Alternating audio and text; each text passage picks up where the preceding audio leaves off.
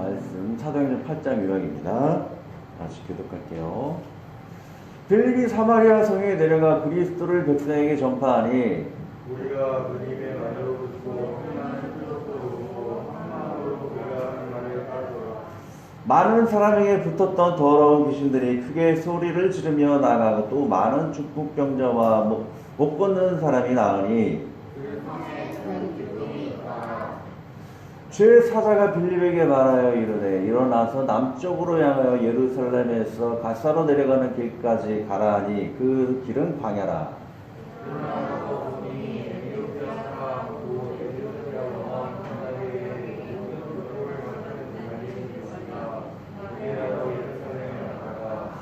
돌아가는데 수레를 타고 선지자 이사야의 글을 읽더라. 성령이 빌립더러 이르시되 이 수레로 가까이 나아가라 하시거늘. 아멘. 자, 기도하고 하나님 앞에 우리 주여 나가기가 참 부족합니다. 하나님 아버지 그러하오나 주 예수 그리스도의 보혈로 나아가오니 우리의 연약한 부족한 가운데서 또 받아주시고 하나님께서 기뻐 받으시는 예배 우리들에게 하나님의 말씀으로 더욱더 생기있게 살아가는 힘없는 귀한 나눔 시간 될 수 있도록 축복하여 주시옵소서. 우리의 모든 연약함 용서하시고 주 예수 그리스도의 이름으로 기도하였습니다. 자, 오늘 하나님의 셈법 나누기입니다. 자, 보시면은 저번주 제일 먼저 하나님의 나라의 원칙 뺄셈에 나왔죠. 뭘 빼야 된다고 그랬죠? 그렇죠. 죄를 빼야 된다 그랬죠. 하나님께 자백하고 그럼을 통해서 빼고. 자, 플러스의 원칙. 십자가 예수 그리스도를 믿음으로 죄사함 받고 영생을 얻는다라고 그랬죠.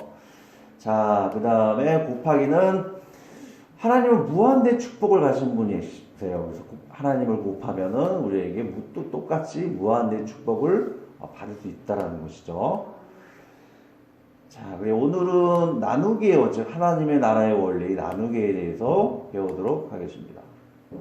자, 나눌 때 제일 먼저 나누는 거는 물질적인 거를 좀 암송성구에서 소개하고 있는데 사도들의 발 앞에 두면 그들이 각 사람의 필요를 따라 나눠줌이라고 이야기하고 있어요. 우리가 내는 헌금을 통해 가지고 그 헌금으로 불쌍한 사람들을 나눠주는 그런 구제의 원칙, 그거에 대해서 먼저 설명을 하고 있죠.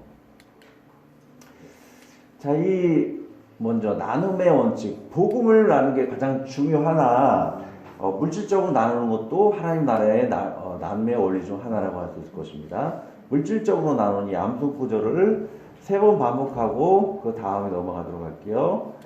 자, 다 같이 3번 따라해주세요.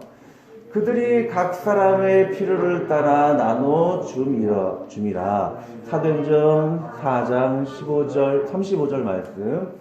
그들이 각 사람의 필요를 따라 나눠 줌이라. 사도행전 4장 35절 말씀. 아멘. 그들이 각 사람의 필요를 따라 나눠 줌이라. 사도행전 4장 35절 말씀. 아멘. 이게 잘못 인쇄가 되신 것 같아요. 네. 뭐라고요? 자, 다시 복습을 하자면 무한대 축복 곱하기 하나님, 제가 찾은 구절인데 하나님은 무한대 지극히 큰 상급이 되어주셔서 무한대 축복을 주시는 분이세요. 그래서 이 창세기 19장 1절이 잘 설명을 하고 있죠. 이후에 여호와의 말씀이 환상 중에 아브라함에게 임하여 이르시되 아브라함아 두려워하지 말라. 나는 내 방패요 너의 지극히 큰 상급이니라. 창세기 15장 1절 말씀 얘기하고 있죠.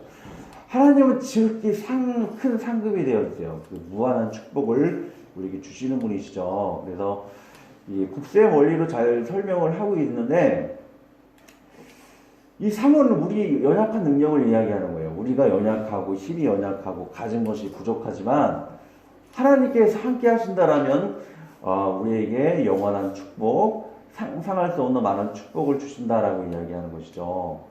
저 같은 경우에는 6년 동안 아이들하고 같이 전도하면서 직장에서 일을 하고 했었었는데 아이들에게 전도할 때에 저는 천국 가서 수조 원짜리 보석집 3층 집의 널로 마당에서 그런 집이 쌓여가고 있다 이렇게 이야기하면서 이렇게 전도를 했죠.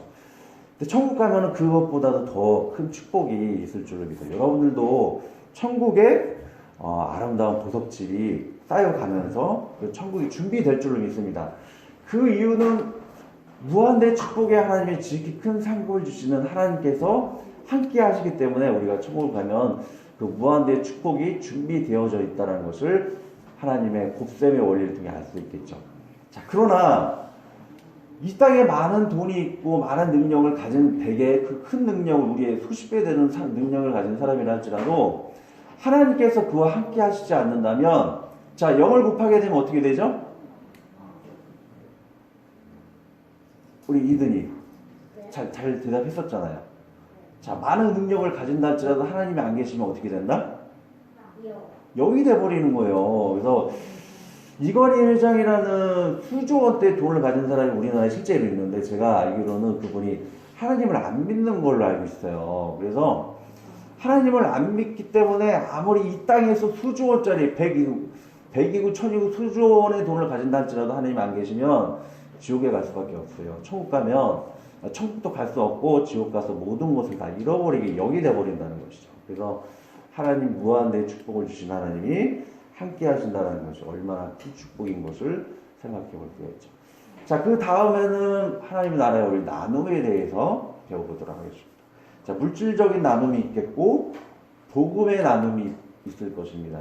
자, 여기 보이시는 녹색의 옷을 입고 있는 분이 빌립이에요. 이렇게 여러 옷을 입은 사람들이 나올 텐데 헷갈리시면 안 돼요. 녹색 옷을 입을 빌립 집사에 대해서 설명하도록 하겠습니다. 이분이 나눔의 하나님의 나라의 원리를 신철하면서 우리에게 큰 본이 되어주셨죠. 먼저는 우리가 남들에게 복음을 나누기 위해서는 내가 먼저 하나님의 이름으로 예수님의 이름으로 용서를 받는 자가 되어서 우리 마음에 성령 하나님, 사랑의 성령 하나님을 우리 마음에 품었을 때에 복음을 전할 수 있는 자가 자격이 주어진다는 것이죠. 복음을 전하기 위해서 내 마음에 하나님의 성령을 품어야 된다.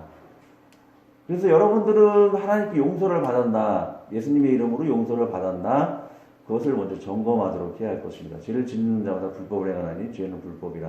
이 죄에 대해서 죄의 문제를 해결하였는가를 먼저 점검할 수 있도록 해야 되겠죠. 내가 하나님의 자격으로서 복음을 전할 수 있는 자를 한번 살펴보도록 할 텐데, 자, 죄의 정의는 하마르티아라는 그런 의미를 가지고 있어서 관역을 벗어나서 생활하는 것을 이야기해요. 핸드폰으로 죄를 범하거나 짜증내고 이렇게 화내고 그런 것도 왕따시키고 그런 것도 다 죄라고 할 수 있겠죠.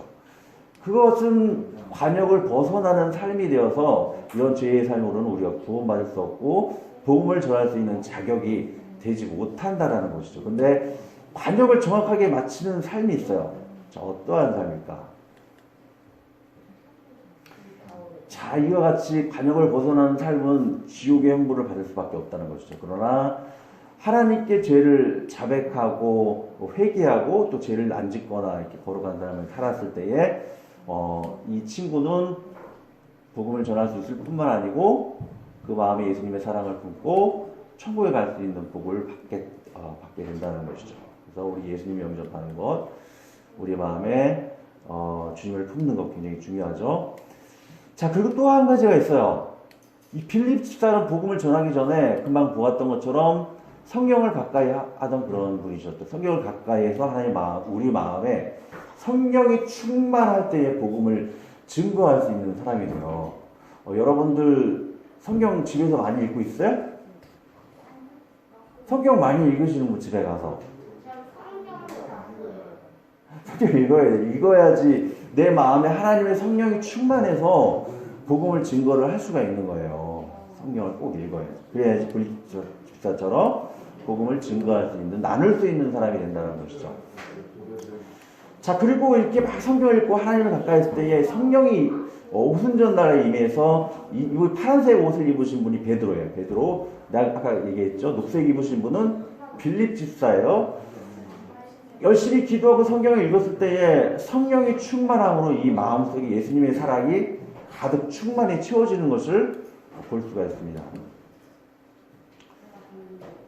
또 열심히 기도했을 때에 마음이 충만해서 곳곳 지나다니면서 복음을 증거하는 그런 사람이 되었다라는 것이죠. 그리고 베드로는 안진뱅이, 은과 금은 내게 없으나 나사렛 예수 그리스도의 이름으로 걸으라 해서 기적을 행하는 일도 했어요. 이 안진뱅이를 또 이렇게 세워서 걷게 하는 기적까지 행하는 일을 하게 되죠. 자, 그리고 베드로는 복음 전하는 일을 혼자 힘으로 부족하기 때문에 다른 이런 사도를 복음을 전하는 사람을 세우기 위해서 이렇게 안수하고 있는 것을 보게 됩니다. 이 사람은 베드로, 파란색 입으신 분은 베드로고 여기 있는 분은 빌립 집사입니다. 이렇게 안수를 해서 복음 전하는 자로 성령이 임하면서 충만히 임하면서 복음 전하는 자로 삼으시는 것을 볼 수가 있죠. 자, 그래서 이 빌립 집사는 사마리아라는 곳에까지 복음을 증거해서 많은 사람들의 죄악을 품었던 그런 마음을 회개하게 하시고 복음을 전하는 그런 놀라운 일을, 기적을 또 행하시는 그러한 일을 행하는 것을 볼 수가 있습니다.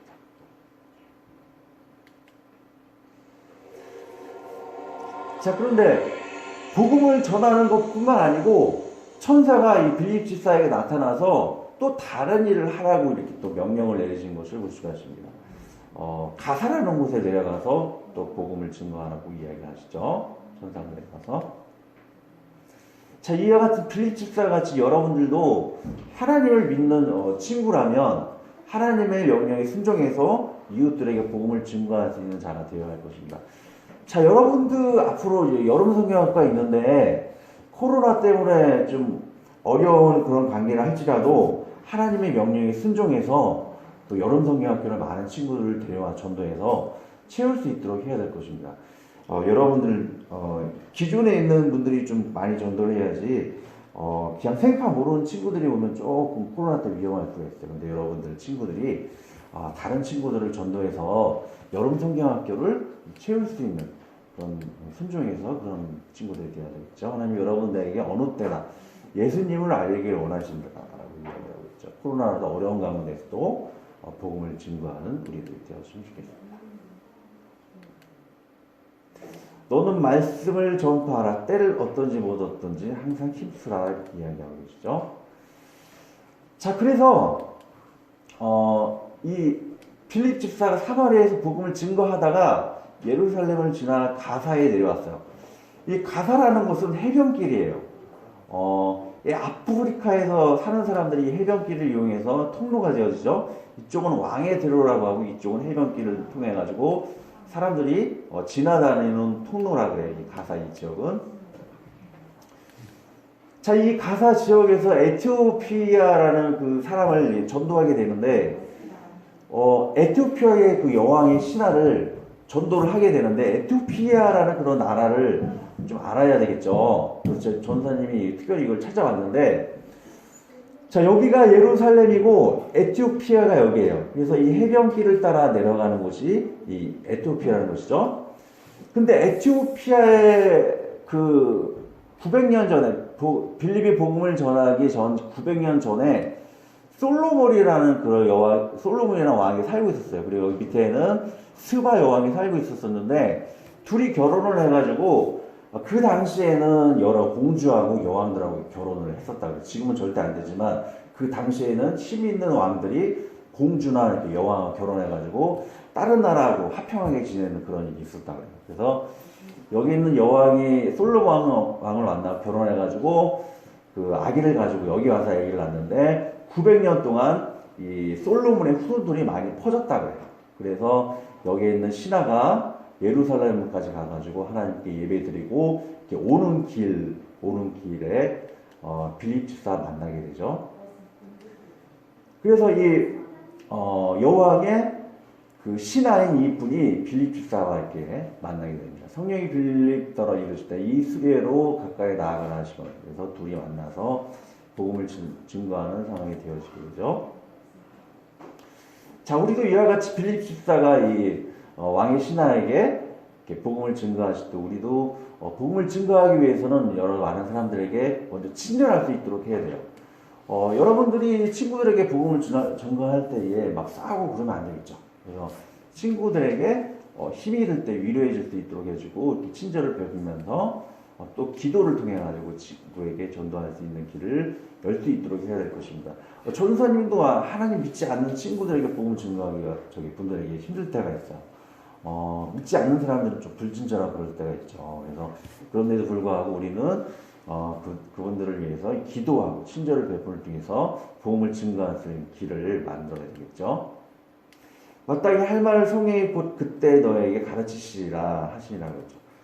성령의 인도함을 받아서 우리는 친절을 베풀고 복음을 증거할 수 있도록 기억하고 잡고 전할 수 있도록 해야 될 것입니다. 그래서 빌립 집사가 이분을 만나가지고 이야기를 하죠. 읽고 있는 말씀을 이해할 수 있습니까? 그러죠. 이 왕의 신하는 성경을 읽고 있었어요. 근데 성경을 읽을 때 좀 어려운 부분이 있었나 봐요. 지도하는 사람이 없으니 어찌 깨달을 수 있겠습니까? 그러죠. 그래서 이분이 읽고 있는 성경 구절이 뭐였냐면 그가 도수장으로 끌려가는 어린 양과 털감자 앞에서 잠잠한 양같이 그의 입을 열지 아니하였도다 그러죠. 자, 이 잠잠한 양은 누구실까요? 맞춰보세요. 중요한 거예요. 꼭 여러분들이 맞춰야 돼요. 그렇죠. 자, 왕의 신하가 읽었던 이 구절인데 이 사람은 예수님에 대해서 만나보지 못했기 때문에 알지 못했어요. 그래서 빌립은 예수님을 알고 있기 때문에 예수님에 대해 설명을 하였고 이 분이 바로 우리의 죄악을 위해 돌아가신 그 순종하는 어린 양이 바로 예수님이었다는 것이죠. 그래서 예수님이 십자가와 부활 승천에 대해서 설명을 하게 되죠. 그래서 복음을 설명할 때 여러 가지 먼저 우리가 죄인인 것을 먼저 설명하죠. 우리 죄의 문제를 해결하기 위해서는 도망가서 숨어 있는 경우에 이 친구는 죄를 지었는데 무서워서 도망가고 있어요. 근데 도망간다고 해서 죄의 문제가 해결할 수 있을까 없을까? 없죠. 그리고 이 친구는 손을 막 씻어요. 손을 치린다고 해서 죄의 문제가 해결될 수 있을까요? 없죠. 그래서 빌립이 왕의 신하에게 해결할 수 있는 방법은 예수님을 통해서 해결받고 부활하고 승천하신 예수님을 통해서 죄가 해결된다. 이렇게 복음을 증거했다는 것이죠. 우리가 아직 죄인이 되었을 때에 그리스도께서 우리를 위하여 죽으심으로 하나님께서 우리에게 대한 자기의 사랑을 확증하셨느니라. 자, 그래서 예수님에 대해서 이제는 왕의 신하를 믿게 되었었고 물이 있으니 내가 세례를 받으면 무슨 꺼리낌이 있겠습니까? 그리스도인이 되기 위해서는 먼저 세례를 받아야 한다는 것이죠. 그래서 세례 받는 것에서 이야기하고 당신이 마음을 온전히 하여 믿으면 가능합니다라고 이야기하죠. 그래서 당신이 믿기 때문에 세례를 받을 수 있다. 이렇게 이야기하시죠. 내가 예수 그리스도께서 하나님의 아들인 줄 믿습니다.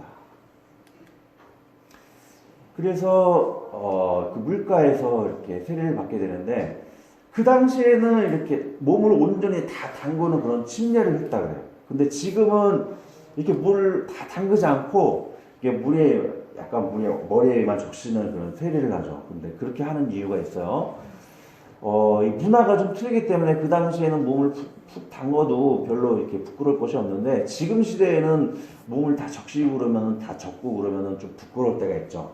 그래서 그것 때문에 부끄러워가지고 교회 안 나오시는 분들이 있어요.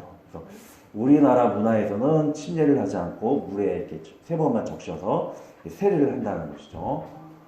예. 자, 그래서 이 왕의 신하가 에티오피아의 왕의 신하가 에티오피아에 가서 복음을 전하게 되었고 그 에티오피아에 그리스도인들이 많아지게 되었고 놀라운 일이 일어났어요. 2000년이 지난 후에 그 에티오피아 사람들이 우리나라를 도와주었다는 거예요. 만화로 재밌게 그렸지만 여러분들 만화의 일이 아니에요. 실제로 있었던 일이라는 것이죠. 에티오피아 사람들이 복음을 영접하게 되었었고 2000년이 지난 뒤에 이 에티오피아 사람들이 북한에 있는 6.25가 터져가지고 북한에 있는 사람들이 우리 기독교를 박해하고 막 그랬는데 에티오피아 기독인들도 에티오피아의 그 군인들이 우리나라에 와가지고 북한으로부터 우리를 도와주는 그런 놀라운 일을 했다는 것이죠. 에티오피아 누명이 귀환이라고 그래가지고 자, 에티오피아 참정용사가 이렇게 증거를 하고 있죠. 6.25 때 이런 일이 있었어요. 죽은 엄마 젖을 먹고 있는 아이를 발견했습니다. 아이의 다른 가족이 없어서 우리가 데리고 부대를 복귀했어요. 이 참정용사들은 그 6.25 때에 왕의 호위병이었다고 해요. 그래서 절대 후퇴하지 않고 용맹히 싸워가지고 북한군을 무찔렀다는 것이죠. 단 한 번도 패전한 적이 없던 그 에티오피아 굉장히 용맹한 용사들이라고 그래요. 그래서 또 놀라운 일을 간증하고 있죠. 6.25 때 죽은 엄마들이 많았는데 그 엄마가 젖을 먹고 있는 그 아이를 해가지고 저기 부대로 복귀했다. 놀라운 선한 일을 해가는 것을 볼 수가 있습니다. 자, 에티오피아 그 사람의 복음을 증거할 뿐만 아니고 곳곳에서 또 나와서 복음을 증거하는 그런 분이 되었죠. 이 빌립 집사같이 여러분도 남들에게 선행을 베풀고 복음을 코로나로 어려운 가운데서도 복음을 증거하고 통해가지고 열매 맺는 우리들이 되어야 할 것입니다. 자, 이 친구 전도지로 이렇게 복음을 증거하고 있죠. 이게 말뿐만 아니고 전도사님이 이제 전도지 많이 가고 있기 때문에 여러분들이 원하시면 전도지 원하시면 나눠드릴 테니까 잘 전도하기를 바라요. 너런 말씀을 전파하라. 때를 어떤지 못든지 항상 꼭 기억하시고 복음을 증거하는 우리들이 되어야 할 것입니다. 자, 복음을 증거할 때에 이 복음을 받아들이지 않는 친구가 있어요. 그건 육에 속한 사람이겠죠. 육에 속한 사람 하나님의 성령의 일들을 받지 아니하나요. 그래서 복음을 증거할 때에 우리가 말씀을 증거할 때 우리의 마음을 받지 않는 그런 마음이 있겠지만 우리는 그 친구를 위해 기도함을 통해 가지고 그런 육의 마음을 제함을 통해 가지고 하나님의 사랑으로